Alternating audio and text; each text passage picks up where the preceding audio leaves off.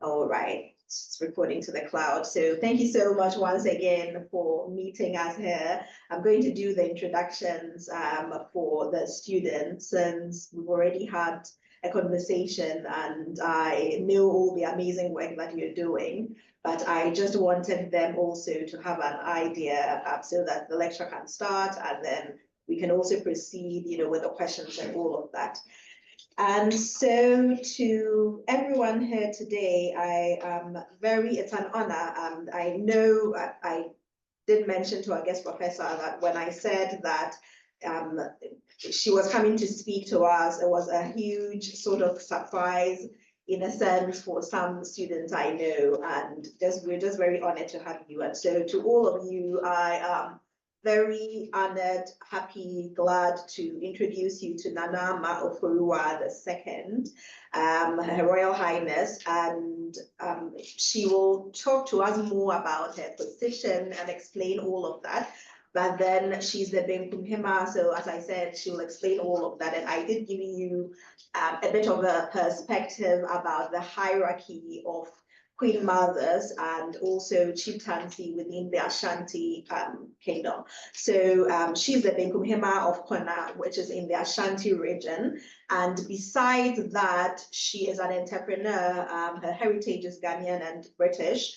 And if you go to her page, you'll see the royal line that she descends from. So you all know because we've spoken about Queen Asante, we've spoken about King Prempeh I, Otumfuo Prempeh I, and so she descended from Otumfuo Prempeh I. In addition to that, also our guest professor has done a lot of work with regards to women, particularly Black women, and she's been one of the pioneers with basically advocating for and doing work on material that relates to the look of dark-skinned Black women. And so, there was a time when I'm not someone that is so knowledgeable about things on YouTube, but that I told her that my sister has been her follower from day one and just loves her content. And so there's that particular work that has been done. And with regards to followers, of course, with YouTube, when we're talking about followers, it's not everyone that has seen her videos. And so the videos have millions of views, but then the followers are 500,000 on one channel, that is. And besides being an entrepreneur and also doing this work on social media, this pioneering work, our guest professor also is an expert on global digital marketing and also does a lot of philanthropy. So that's also another aspect of royalty in a lot of African countries, that they do a lot of work with philanthropy. And when we are talking about Queen Mothers, they do a lot of work with philanthropy with regards to women and then children also. And so I just there's a lot that I could say about the bio, but I'm keeping an eye on time and I want to make sure that our guest prof gets enough time to provide her lecture. So we're very honored to have you once again. And so please, whenever you're ready, please go ahead with the lecture and we'll be very happy to also ask questions after you're done. Okay. Hello, thank you. Can you hear me? Yes, yes. Oh, wonderful. Thank you so much, Maria, Professor Maria. This is an absolute amazing opportunity. I haven't done a lecture before, so very honored that you approached me for this. So I do have like a presentation, and just bear in mind as well, I have my 7-year-old here. I kind of brought him along because I'm actually also teaching him about our, our legacy and everything to do with our family, etc. So he's actually learning as well. He's in the background, half paying attention, but just bear in mind if I do go off, as in to pause for a second if he is, needs tending to, but he should be fine. So you can see my screen? Not yet. Oh, because I haven't hit screen record or screen share. Yes, as you can see, there's not something I'm particularly familiar with. So bear with me. To share the screen.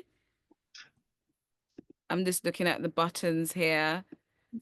Okay, here we go. Yes, excellent. Perfect. That's it. Share. Yes, we can see Yeah, your screen now. Yes. awesome. So I'm just going to bring up this presentation. Wonderful. How do I minimize this? Perfect. Okay. So, thank you so much, Professor Maria. As I said, this is my first lecture. I actually really wish I was with you in person. So hopefully that opportunity will arise in the future. But my name is Chanel Boateng, and here's my website. I'm not sure this. Okay, there we go. You can actually see it properly now. Here is my website. So after this lecture, you can have a check see of all the stuff that I do online, but I will be explaining that to you on this lecture as well. So yes, I'm very thankful to be in the Women and the Law in Africa course. Obviously doing this lecture as a professor, a guest professor. Sorry, I need to. Oops. Okay. So my name is Chanel Boateng. However, I have recently been installed as a nana, and I am Nanama Oforiwa II. I am the Benkum Hima of Kona in the Ashanti region of Ghana, which is in West Africa. I'm actually sat in the lap of my grand aunt, and I will share a bit more about her in the moment. And also in this lecture, I'll be sharing with you kind of how different families and different towns do installments, because my installment is a family installment, as it's as Maria had mentioned before, it is a descendant of Prempe the First. So our setup is very unique, and Benkum means left, which is in the war days, we were on the left side of the war front. So when our king goes to war, and typically they will war over plots and lands and territories and stuff, then my family essentially will be on the left side of the war front. So that's where Benkum Hima comes from. I'm the left wing queen. In present day, obviously, there is no war, thank God. But, there's a bit of a different setup, which I'll share with you shortly. So, my baby naming ceremony is very important because in Akan culture, you typically have a blessing, sort of like a christening. And this is where I was given the name Ama Oforiwa. The name Ama Oforiwa is actually from my maternal grandmother, so my father's mother, although my royal lineage is maternal. And in Akan culture, again, usually they say your blood is your maternal side and your spirit is your father's side. So just so you know where that comes from, my name is actually from my father's side, and I will share with you again where my dad is from and stuff. And just zooming into these photos, this is actually my godmother. Like, this woman plays a very important role in my life. Of course, she's my godmother, and you'll see that later in this presentation as well. How we sync, and it's just interesting. And on this right hand photograph as well, it is actually I'm being held by he's a royal member as well. I'm not sure which tribe or where he's from, but my mum did tell me that he is a royal member, and he's holding me and he's giving me wealth, and he's giving me money. And it's really important because that's what we do at baby naming ceremonies. We give them their names. In Akan culture, you're named by the day, usually behind based on the day of the week. So I was born on a Saturday, and that's where I get the name Amma. If you're male born on a Saturday, your name will be Kwame, and various different ways of the week. And perhaps you can actually do that if you haven't before. What day of the week was you born on? Is usually the name that you're given. So, just in a bit of an important talking point, because my name obviously played a very crucial role in my installment a little bit later. So here is me again, and a mother of two boys. I'm a content creator. I typically do content on social media. I'm also an entrepreneur, so I've built a business and a brand over the past almost 15 years of doing content creation and working with brands and doing things on the internet, such as fashion, beauty, all sorts. I was born and raised in London, and I'm actually most likely and most definitely the first UK born Ashanti Queen mother, which is very interesting. I think I'm now hold the record for that, so that's awesome, I guess. And then also I'm a Ghanaian, as you guys know. By heritage, of course, I was born in the UK. And just a little bit about me. I'm a girly girl, and this is how I built my whole brand. And obviously, this is a women's college. And so it's it's very important to be w women. I love women. My whole brand stands for women empowerment. And I literally have showcased all things to do with beauty, makeup, fashion, and everything over the past um 12 plus years that I've been doing content creation. I'm a friend, a sister, and a boss. I try to mix it all in one and just be, that type of person for whoever needs me and, requires me and stuff in various forms. And as you know as well, I'm an Ashanti Queen mother. We're going to get a lot into that in this lecture today. So yeah, this is what I do on the internet. I typically partner with brands. I operate on these various platforms, YouTube, TikTok, and Instagram. TikTok is very new, of course. I've been on YouTube for like 14 years now. I partner with brands such as these on the right. These are British brands, Tesco, M&S, etc. I've even done, global partnerships with American brands, etc. But the most important thing about my platform is the influence. Typically, we are called influencers. Okay, content creators are influencers, and I have this major platform that is I have about 500,000 followers globally. And it's not just about the content I create or the brands I work with. I genuinely can see I have an influence to really positively impact women. And so becoming a queen mother is exactly how I guess I envision what it is to actually truly influence. And so I definitely want to be using my platform to really, really influence my followers and really kind of educate them on my heritage and my culture and everything. So my platform's very important for that. So just again, a bit of background about me and my UK influence as a Ghanaian. One of the things that me and my elder sister always say is we're so grateful for our parents who migrated to the UK in the 70s or into Europe in the 70s. But they did their best to install the Ghanaian influence and culture into us as we grew up. So when we was young, we would frequently go to Ghana for holidays. We grew up on music artists, high life music such as like Amachi Dede, Kojo Entry. Um, we know the food, I know how to make a nice and light soup, okay, or a palm nut soup. Arts and our culture, for example, our signature print, which is the kente cloth. And yeah, this is very important. I grew up in a multicultural area in London as well. So that influence has really shaped me and really kind of kept me in close to the Ghanaian influence as much as possible. Because you'll see along my journey, it took about a few years before I actually went back to Ghana from a childhood to adulthood. But the influence helped me really kind of understand the culture, which kind of prepared me for me becoming a queen mother. And here on the right, sorry, here on the right is there's pictures of me as a child, and I have a funny story for you, okay?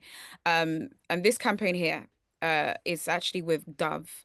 It was a hair discrimination campaign, and it was about me celebrating my hair as a black woman, my afro hair and stuff. But the funny story is when I was about, I think I was 2 or 3 years old, I was a little bit of a naughty one. I actually went to we had a visitor. It was an aunt that was staying in our house in London from Ghana. And I went into her room and I took some shaving cream and I put it in my hair. And my mom was like running around, scarcely like, where's my baby? Like, she's just lost in the house. Found me with the shaving cream in my hair. And I had a lot of hair, just showing you here. As a baby, I had a full head of hair. That's me on the right here. Um, on my sister's lap at 1 years old. And all of it basically fell out. She had to cut it off and have a boy cut. And honestly, 30 plus years later, I feel like that was a manifestation, okay? Because part of being a queen mother is our look, of course, and our fashion, so to speak, is called the dancing crown. And that hairstyle is basically the hairstyle I've actually got on, the short hairstyle. Years later, here I am doing a big chop again. And really, it feels like I was manifesting at the age of 2 years old that one day I will be a queen mother and I will have to rock that hairstyle anyway. So, yeah, just a bit of a funny story for you guys, but let's move on to the next slide. Just a quick brief about my academic achievements and stuff, I actually went to a Catholic primary school and a secondary school or a high school, and it was an all girls. And this is why, again, I'm very much so happy to do this presentation here with Smith College because my whole foundation is about female empowerment, it's about women empowerment. And of course, later on down in my life, I ended up kind of really pushing that forward through my platform and now being a Queen Mother. And my main, I guess, focus is women and children. So I studied media and arts and design and production. That's very relevant to my career because I actually, I'm a YouTuber.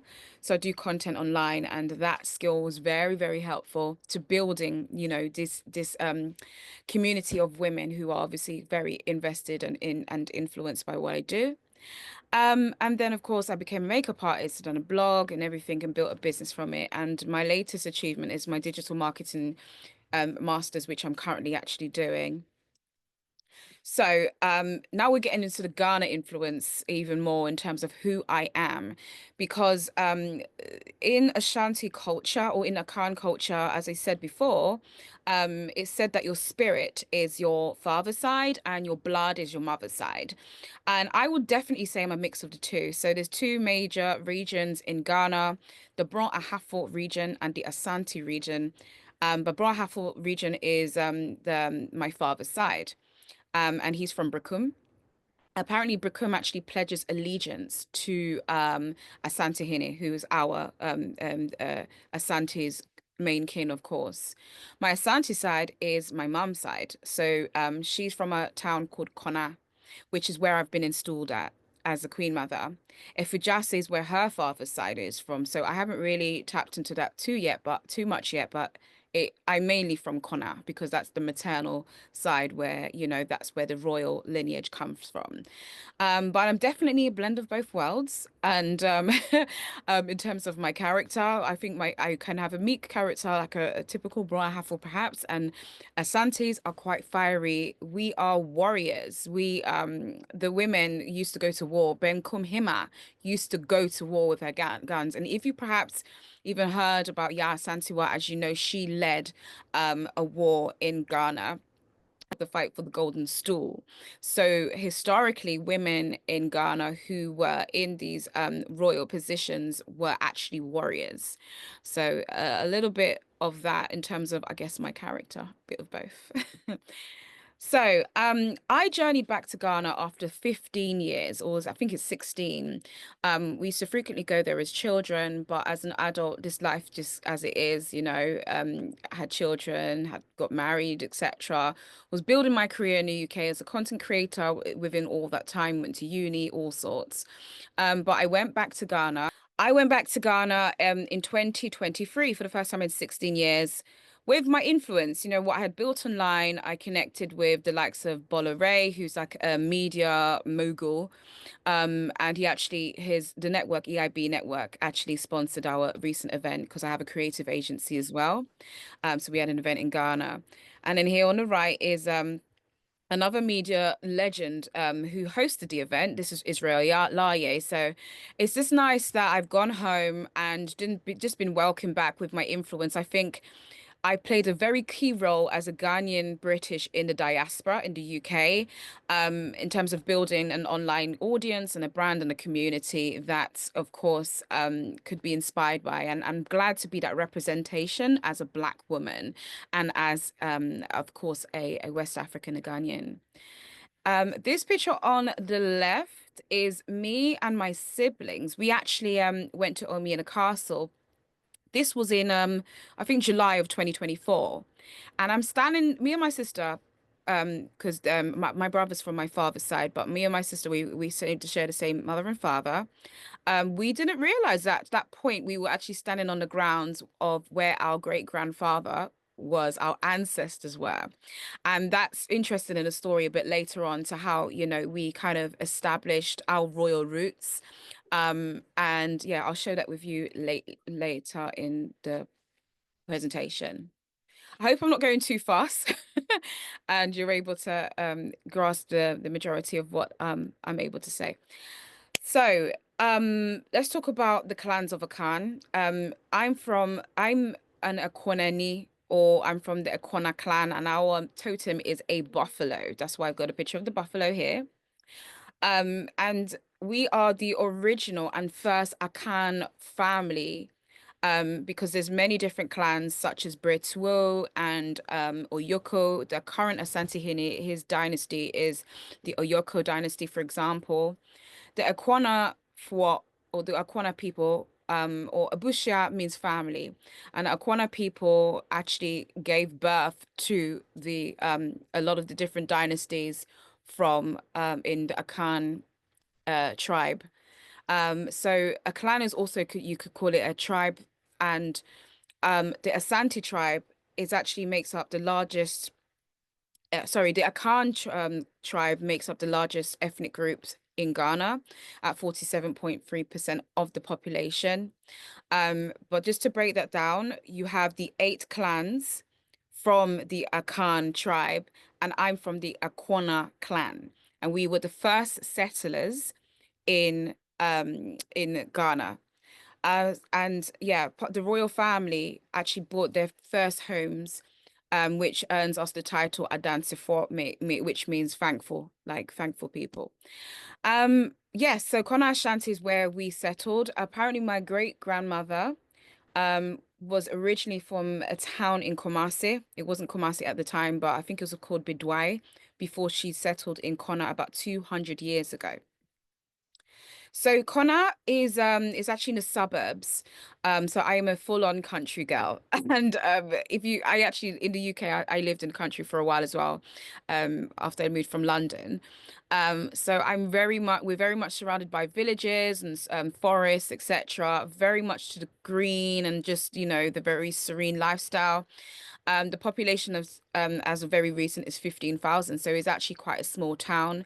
It's actually a well-developed town, I've found, in my opinion, in terms of like road structure, etc. We have schools and we have, uh, various, shops, etc. There is a lot of development to do in the land, and this is where I think I come in. I think I can be a major influence for that. We have agriculture such as cocoa farms and plantain, wood, cassava, and much more. And as I said, it is my grandmother's hometown. So another historical event. This is our king. So how the setup of the royal family is, Nana Konahene is the king or the chief of that town. And this is him here. He's actually my uncle. He's a young man. So he's doing great things. I think he came on the stool about 10 years ago. King Charles, or the then Prince Charles, visited Connacht in 2018 to check out our cocoa farms. We're very, very much known for our cocoa production. So he basically came and had a visit to the town. So Konahin is the main king. Then we have Konahima and Nana Konahima. This is one of my aunts, and she is the main town queen mother.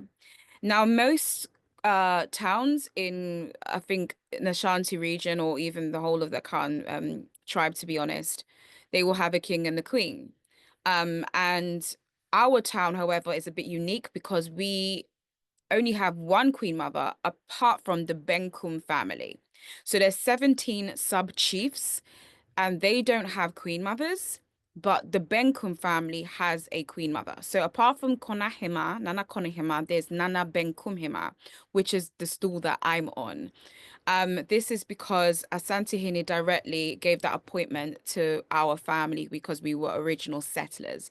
It's a very, very unique setup, and this is why it's actually it's a huge blessing to be a part of this royal family. And the thing is, we're very quiet as well. Like we haven't shouted enough about that. And I guess that's where I come in because, I have the platform to share such information. So this center photo here is just Awukude. It's one of the festivals that we tend to have quite frequently. And yeah, I was present for that. It's the first one I ever attended. And typically it's like a celebration, or a place, it's an event where fetish priests and, various different people of the community come and they express themselves. And it's just, I think actually Awukude is due tomorrow as well because it's Wednesday, so it's every 6 weeks. And here is myself and Konahine. As I said, he's a young man doing great things. And we was at Menchia Palace for a court day. Part of Benkum Hima's role is to actually go to court as well. So I just want to share with you a bit about my grandmother. She is Agoya Mansa. Here she is on the left in her dancing crown attire. So the dancing crown, I'll share a bit about that, is our fashion as Queen Mothers. But anyone really can wear it. It's a fashion in Ghana. She was born in Kona. This is the house she was born into, and this was our first ever palace built, I think, over 200 years ago. And it contains the original stool rooms. So when you're sat on a stool, it's originally like a white stool, whilst you're alive. When you pass away, it becomes a black stool, and they keep that stool in the stool house. And every so often, the chief and the queen mothers, they go and, pay homage or pour libation, do various, I guess, spiritual, ritualistic things, just to honor our ancestors. So this book is very interesting because it's something I actually really got to learn more about Ashanti history. So you might just want to take a screenshot or just take account of it if you can find it online, Ancient Ashanti Chieftaincy. And funny enough, this is the picture that I took when we first went back to Elmina Castle, where I didn't even know about all the history that I'm telling you now about our lineage, etc. So yes, that is where my grandmother's from. Now, I then discovered a bit more about the family because at this point I was a bit on a quest to understanding, who we are, where we're from, etc. This man right here is the Benkum Hine. So he is the left-wing king, the modern day one, of course.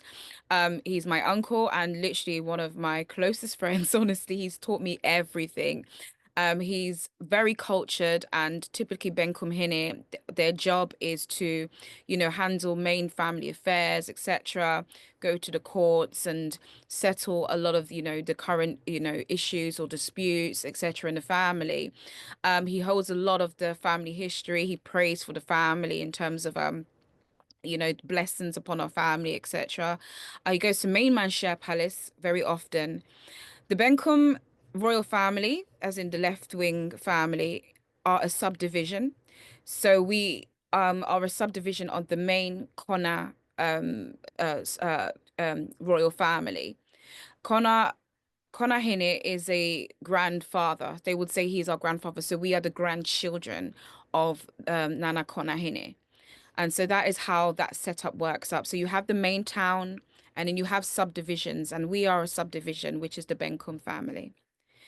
So here's this random pictures of me kind of taking pictures of my ancestors. They outside the palace in Kona, Kumanin Palace. So this is Elmina Castle. I actually got the opportunity to go into Elmina Castle again. I kind of went there on my own, just kind of for like I don't know, I needed a moment, I guess. Because at this point, this is where Ben Kumhine told me of all of our family lineage and our descent, how we are descendants of royal family, etc. So I went back to the very place of exactly where I guess I wouldn't say it all started, but a very important figure in Asante history. This is his room. So this is the room of Nana Prempeh the First. And at Elmina Castle. I actually went there again, as I said, July 2024, very recently, took this footage, stood in the grounds of my great grandfather. And, it was a bit of emotional. I was kind of like, wow, I'm kind of feeling a bit connected now. I get it, like I'm here and I just wanted to experience kind of just, I guess, what he would have envisioned in those days before the British exiled him to the Seychelles. So that is the history behind that. I suggest you perhaps take some time to look into that a bit further. But there is some real kind of like deeper history with that that I can't even get into this lecture before today. So please do look at Nana Prempeh the First, who was the king of the Ashanti Kingdom, the 13th king. And he was also the husband of my great grandmother. So he had many wives. I think there's mainly two main ones that we've known publicly. My grandmother, her name is Nana Adumrawa, and she was the first Benkum Hima of Kona. So she came from Bidwai, as I said, settled in Kona about 200 years ago, and was or Hima or Queen Mother, the left wing Queen Mother, married to Prempeh the First, who gave her that appointment. So she was the first Benkum Hima of Kona. That appointment then got given to their first daughter, Ya Achia. So she became the second Benkum Hima after her passing, of course.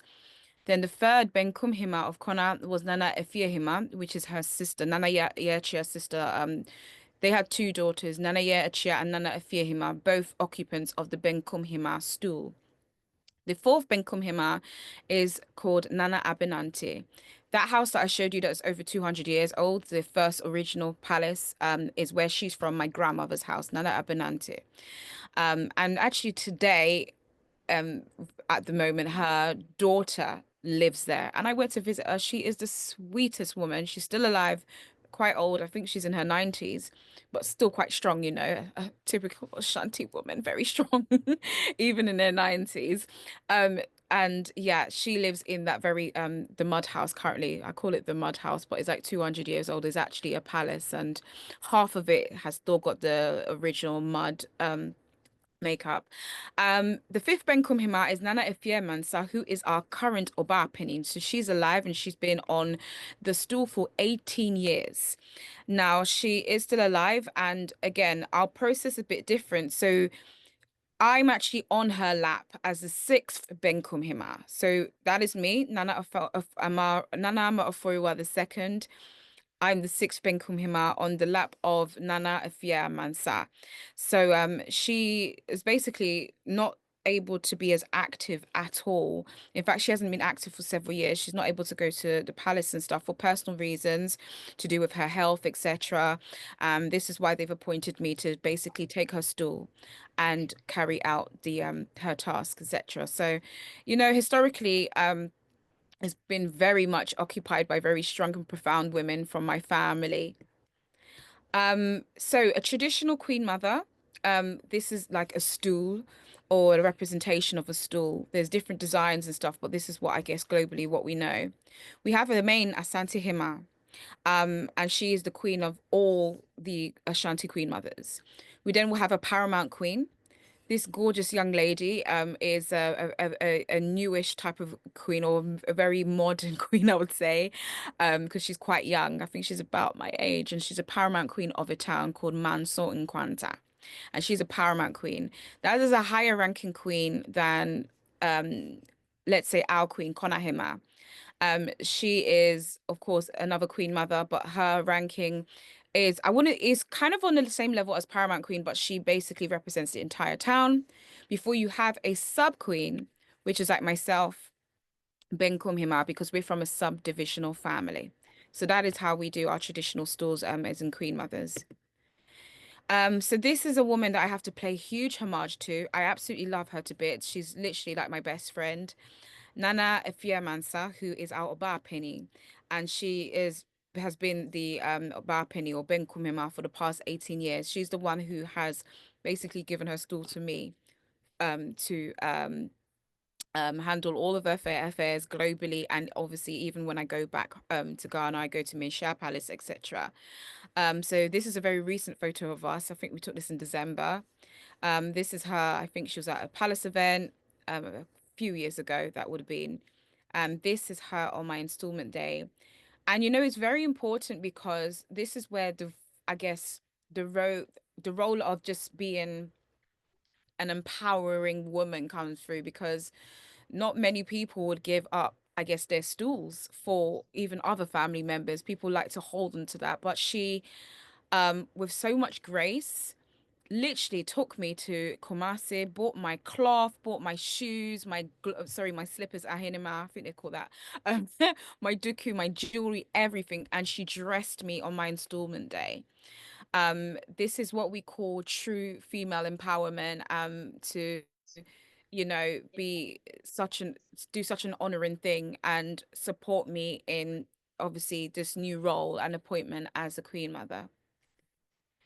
So Ohima is it means queen, by the way. I've been saying Ohima, but that is the English term queen. And we are usually referred to as Nana. So this is why I'm Nana Amaforua, and every is followed by the role name. So Nana, I don't know, Nana Prempe or Nana Afia. It depends on your role and your name. Um, these women here, if I did show you at the beginning, my godmother, she was present for my installment, which again is just a miracle. Like she was there the day they poured libation at my very first baby naming ceremony. And she was also there on the day of my installment when they poured libation again to make me a queen mother. So such a important thing to see how women gather together and support each other, especially in the family, because she's also a distant relative of mine. She's also from a royal family, but in another part of Ashanti region. But the roles of a queen mother is usually hereditary, so it's not elective, like let's say a political thing. You do have kind of like elders in the family that decide who is going to be the next queen mother, etc. Our part of our role as well is settling domestic issues, including disputes within the family, etc. And in the war days, the Hima goes to war on the left side of the war front. We're present at the palace for court and settling local disputes. So we have local courts within the town and then main courts in Menshia Palace where Asante Hine becomes a judge and is a judge. And I've even attended one before. Ben Kumhima also cooks for the palace. So if there's festivals or occasions, she will cook. And what they tend to do as well is, part of the ritualistic things as well is they probably will slaughter a goat or something like that. And, then they will cook the food and feast on it. It's part of the tradition, it's part of the culture. I personally haven't done any cooking, but I've been there to like support Ben Kumhima when she and her sister actually do kind of cook for occasions. The Ben Kumhima also appoints new chiefs, if required, with the Abushia Penny and other family executives. And the Abushia Penny is usually a male head, so he is head of the family.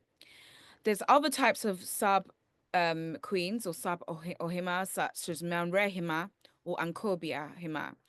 Marehima is typically, I think it is the head of interiors. Ankobia Hima means they actually stay at home. In the war days, they don't go out to war. They stay at home, they look after the house with the Akombia Hine. And typically as well, you will have the male equivalent of a queen mother. So Manrehima would have a Manrehine. I hope that's making sense. And you have a Nifahima, which is right, a right left wing queen, who will have a Nifahine. Um, and that is usually a part of the royal bloodline. So if this is hereditary, and it typically gets passed down through the family. The other types of installments in Ashanti Akan culture, I should say, is Nkoswa, which is means a development queen or a king. So in Nkoswahine, it's a development king, and in Nkoswahima, it's a development queen. They are not typically a royal family member. In fact, there's certain celebrities who have the Nkoswa title, which is very interesting. Um, so also there's other types of stools, such as even a fetish priestess. They're not normally a part of the family either, but they usually are responsible for handling spiritual tasks such as prayers or any type of like visions, prophecies, etc. And of course, occasions where they're required. That's where I guess fetish priests and fetish priests are priestess are involved.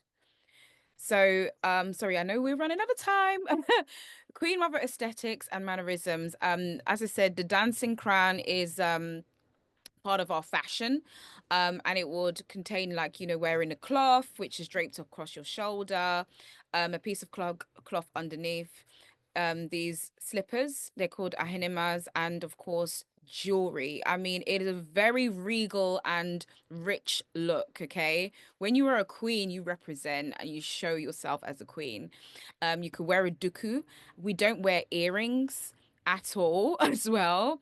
And also the hairstyle is typically that of a short afro with black hair dye. Which I've sported that look before very recently, actually, to an event in the House of Commons in London. So yes, our mannerisms and stuff, we're not allowed to eat whilst we're in public or with other people. We have to eat privately. We are not allowed to have our legs crossed. Even if there's certain events, we are not actually meant to speak. We're supposed to go with an ochame. An ochame is somebody speaks to you. Chia means to like greet, so they will speak on your behalf. And some queen mothers, depending on the ranking, they go under umbrellas. I'm not allowed to be under an umbrella unless I'm with my chief. So if I'm with Ben Kumhine, I can be under umbrella. If I go somewhere with just Konahima, I will be under her umbrella or behind her. Like there's a certain structure that we have to stick to hold into the tradition. So my installment process, I mean, there's different ways to be installed. Mine was directly from the family. So I was installed in our palace in Kona. There's also town installments, which is a bit more invasive because it's kind of starting a new lineage.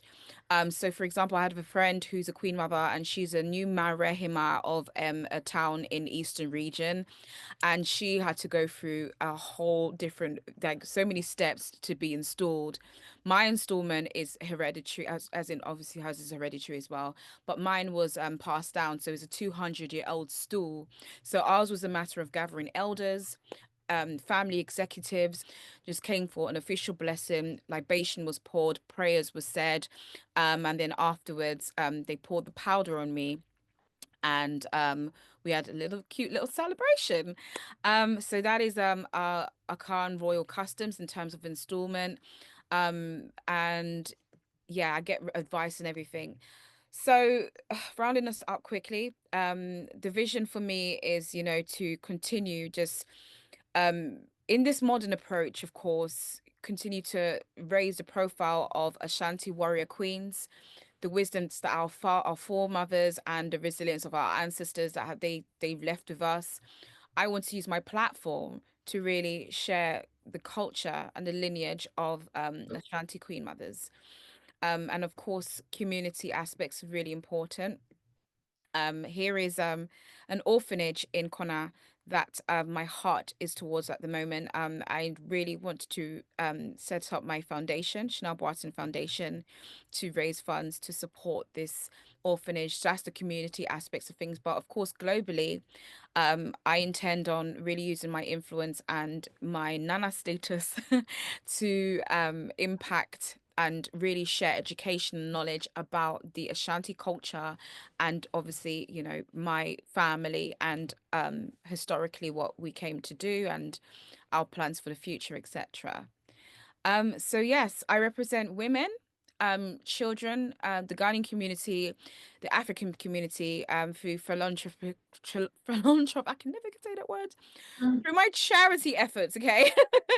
And of course, I've always continued to do activism for Black communities and women's rights. That's been my platform from the beginning. And this is even why I have a creative agency, which represents specifically Black British talent, and ensures that we get Black British representation in mainstream influencer campaigns.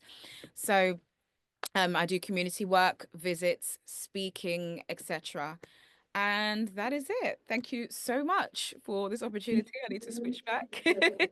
I'm so sorry if it was over the time. I LDB. mean, I just can't even believe, you said that you're your first lecture and we're very honored about that, but I just can't believe that this is the first time because this was superb. I learned a lot. There's so much that I've learned today about, Ashanti culture, and just thank you so much for talking to us and walking us through the modern day, the current day, how it looks like for a queen mother. So I'm going to turn it over to the class for